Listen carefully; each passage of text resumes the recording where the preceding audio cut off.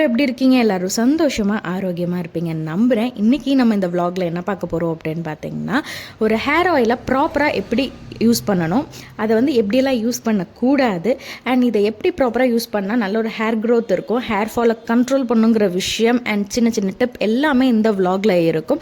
And even ஒவ்வொருத்தவங்களோட hair types இருக்கும்.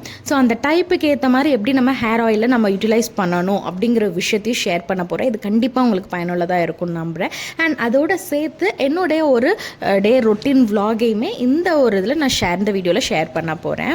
ஆக்சுவலாக நாளே நான் வந்து என்ன பண்ணேன் அப்படின்னு பார்த்தீங்கன்னா, நான் ஹாஸ்பிட்டல்லேருந்து டியூட்டி முடிஞ்சு வரப்போ வீட்டுக்கு திங்ஸ் எல்லாம் தேவை அப்படின்னு சொல்லிட்டு காய்கறிகள்லாம் வாங்கணும், ஃப்ரூட்ஸ் எல்லாமே வந்து காலி ஆகிடுச்சு, சரி வாங்கணும்னு சொல்லிட்டு காய்கறிலாம் போய் வாங்கிட்டு வரேன். ஸோ அப்போ பார்த்தீங்கன்னா ஃப்ரூட்ஸ் வாங்க போனாங்க. என்னைய மாதிரி எத்தனை பேர் மாம்பழ பிரியர்கள் இங்கே இருக்கீங்க அப்படிங்கிறத மறக்காமல் கமெண்ட் பண்ணுங்கள்.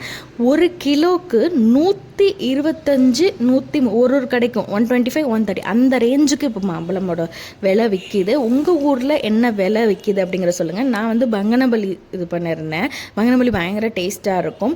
அண்ட் அந்த இதுதான் எனக்கு ரொம்ப பிடிக்கும். சரின்னு சொல்லிட்டு வாங்கினா 1 கிலோக்கு 3 மாம்பழம் தான் நிற்கிது. ஸோ அதோட விலை 130. ஸோ என்ன மாதிரியான மாம்பழ பிரியர் இந்த மாதிரியான சம்மர் சீசனில் மாம்பழ சீசனில் வந்து சாப்பிடாம இருக்க முடியாது.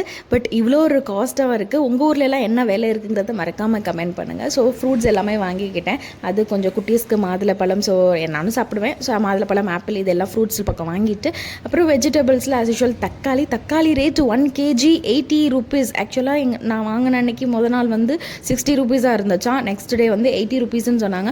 ஸோ எல்லாமே பயங்கரமாக இப்போலாம் விலை ஜாஸ்தியாக ஏறிக்கிட்டே போயிட்டுருக்கு. அண்ட் அது மாதிரி வெங்காயம் எல்லாம் வாங்கி எல்லாத்தையுமே ப்ராப்பராக ஸ்டோர் பண்ணிட்டேன். அண்ட் வந்து இஞ்சியுமே வந்து பார்த்திங்கன்னா நான் கொஞ்சம் பல்காக வாங்கி இது மாதிரி டப்பாவில் போட்டு டிஷ்யூ பேப்பர் வச்சு ஸ்டோர் பண்ணிட்டோம்னா அது ஃபங்கஸ் அடிக்காமல் இருக்கும். ஸோ அது நமக்கு வந்து யூஸ் பண்ணுறதுக்கும் நல்லா இருக்கும். ஏன்னா எனக்கு வந்து அந்த இஞ்சி தோல்லாம் சீவிட்டு வைக்கிறதுக்கு எனக்கு பிடிக்காது. நான் அதை அந்த டயத்தில் எடுத்து ஃப்ரெஷ்ஷாக யூஸ் பண்ணும். அது வரைக்கும் அன்டில் அது வந்து ஃபங்கஸ்லாம் ஆகாமல் இருக்கிறதுக்கு இந்த மாதிரி டிஷ்யூஸ்லாம் போட்டு தண்ணி இல்லாமல் நல்லா வந்து டப்பாவில் போட்டு நம்ம ஃப்ரிட்ஜில் வச்சிட்டோம்னா அப்படியே இருக்கும். பூண்டு மட்டும் நான் என்ன பண்ணுவேன்னா உரிச்சு நம்ம இந்த மாதிரி டிஷ்யூ பேப்பர் டப்பாக்குள்ளே டிஷ்யூ பேப்பர் வச்சு ஃபுல்லாக வச்சு ஃபில் பண்ணி நான் வந்து ஃப்ரிட்ஜில் ஸ்டோர் பண்ணி வச்சுடுவேன். ஸோ ஃப்ரிட்ஜில் என்னெல்லாம் திங்ஸ் ஸ்டோர் பண்ணுமோ அது எல்லாத்தையும் ப்ராப்பராக வந்து ஃப்ரிட்ஜ் ஆர்கனைசரில் நான் எல்லாத்தையுமே ஸ்டோர் பண்ணி வச்சுட்டேன். ஸோ அதோட முடிச்சுட்டு நெக்ஸ்ட் டே மார்னிங் பார்த்தீங்கன்னா எங்கள் குட்டீஸ்க்கும் சரி எனக்கு பாதாம் வால்நட்டு இது 2 தான் கொடுத்துருந்தேன். முந்திரி வந்து அவருக்கு அன்றைக்கி கொடுக்கல. ஆக்சுவலாக நான் வெறும் இந்த பாதாமும் வால்நட்டு தான். இந்த பாதாம் நாங்களும் எல்லாருமே சாப்பிட்டாச்சு. சாப்பிட்டுட்டு அண்ட் மார்னிங் ட்ரிங்க்குக்கு பால் தான், பசும்பால் வந்து நல்லா காய்ச்சிட்டு அதில் பனை வெல்லம் ஆட் பண்ணி வச்சுருந்தேன். ஆல்ரெடி மெல்ட் பண்ணி வச்சுருந்தோம் இல்லையா. ஸோ அந்த பனை வெல்லம் தான் எனக்கும் அதை எடுத்துகிட்டேன், குட்டீஸ்க்கும் அதே தான். ஸோ எனக்கு இந்த ட்ரிங்க் வந்து மார்னிங் ட்ரிங்க்கு இந்த பாலும் பனை வெல்லம் சேர்த்து இந்த சூப்பரான ட்ரிங்க். ஆக்சுவலாக பார்த்திங்கன்னா மால்ட்டை விட இது பயங்கர டேஸ்ட்டாக இருக்கும். நீங்கள் சாப்பிட குடிக்க அதை ஆரம்பிச்சிட்டிங்க அப்படின்னா ஸோ இது உங்களுக்கு பழகிடும். ஸோ அதுதான் இன்றைக்கி மார்னிங் ட்ரிங்காக இருந்துச்சு. லஞ்சுக்கு நான் என்ன ரெடி பண்ணியிருந்தேன் அப்படின்னா அன்றைக்கி இது வந்து முருங்கைக்காய் சாம்பார் ரெடி பண்ணியிருந்தேன். அண்ட் குட்டீஸ்க்கு ஸ்நாக்ஸுக்கு வந்து மார்னிங் வந்து ஸ்நாக்ஸ் கொடுத்து அனுப்பணும் இல்லையா. ஸோ அதுக்கு வந்து ஏன்னா இப்போலாம் வந்து எல்கேஜிக்கு இப்போலாம் ஹாஃப் டே தான் இல்லையா. ஸோ அதனால் வந்து அவருக்கு மார்னிங் மட்டும் ஸ்நாக்ஸ் இருந்தால் போதும். ஸோ அதுக்கு கொண்டக்கடலை மட்டும் நல்லா வேக வச்சுருந்தேன். சரி அதையே நம்ம வந்து சைட் டிஷ்ஷாக யூஸ் பண்ணிக்கலாம் அப்படின்னு சொல்லிட்டு ஒரு வேலையிலே 2 இது ஆச்சு அப்படின்னு சொல்லிட்டு நாங்கள் அதை சைட் டிஷ்ஷாக யூஸ் பண்ணிட்டோம். எனக்கு சாம்பாருக்கு இந்த மாதிரி கொண்டக்கடலை வந்து தொட்டு சாப்பிட ரொம்ப பிடிக்கும். ஸோ அதனால் வந்து இந்த மாதிரி நான் முருங்கைக்காய் சாம்பாரும் கொண்டக்கடலை அப்படின்னு சொல்லி வச்சாச்சு. பிகாஸ் நான் அதெல்லாம் முடிச்சு எல்லாத்தையும் பேக் பண்ணிட்டு நான் அடுத்த டியூட்டிக்கு கிளம்பி வரணும். ஸோ இருக்கிற ஸ்பேன் ஆஃப் டைமில் என்னால் என்னெல்லாம் முடியுமோ அதை வந்து கரெக்டாக செஞ்சு முடிச்சுட்டு நானும் டியூட்டிக்கு இன்றைக்கி கிளம்பிட்டேன். ஓகே ஃபைனலி இப்போ ஹேர் கேர் பார்க்கலாம். இப்போ ஹேர் ஆயிலை எப்படி பயன்படுத்தணும் அப்படிங்கிறது, என்ன மாதிரி ஹேர் ஆயில் யூஸ் பண்ணலாம். ஒன்று பிளைன் கோகோனட் ஆயில், செக்கில் ஆட்டினா தேங்காய் எண்ணெயை பயன்படுத்துங்க. இல்லை நிறைய ஹெர்ப்ஸ் யூஸ் பண்ணால் ஹெர்பல் ஹேர் ஆயில் சரியாக தயார் செஞ்ச ஒரு ஹெர்பல் ஹேர் ஆயில் ட்ரை பண்ணலாம். 3வது நீங்கள் வந்து பாதாம் ஆயில் கூட ஹேர் ஆயில் பயன்படுத்திட்டு வரலாம்.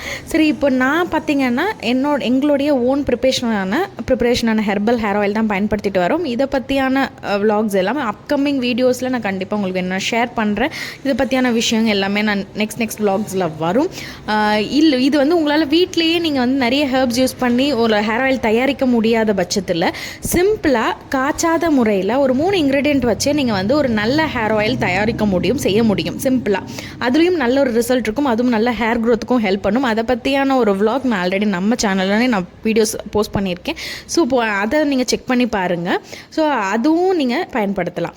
இப்போது இந்த ஹேர் ஆயிலை நீங்கள் பயன்படுத்துகிறீங்க அப்படின்னா இது 2 வகையாக பயன்படுத்தலாம். ஒன்று இன்றைக்கி நீங்கள் ஹேர் வாஷ் பண்ண போகிறீங்க அப்படின்னா முதல் நாள் நைட்டே நிறையவே ஹேர் ஆயிலை எடுத்து உங்கள் ஸ்கேல்ப் அண்ட் ஹேர் ஃபுல்லாக நல்லா அப்ளை பண்ணி மசாஜ் பண்ணலாம். நோட் தி பாயிண்ட், சைனசைட்டிஸோ சளி தொந்தரவு இருந்துச்சுன்னா நீங்கள் இந்த மாதிரி ஹேர் ஆயிலை நைட்டில் நிறைய அப்ளை பண்ணுற இதை நீங்கள் தவிர்த்துக்கோங்க.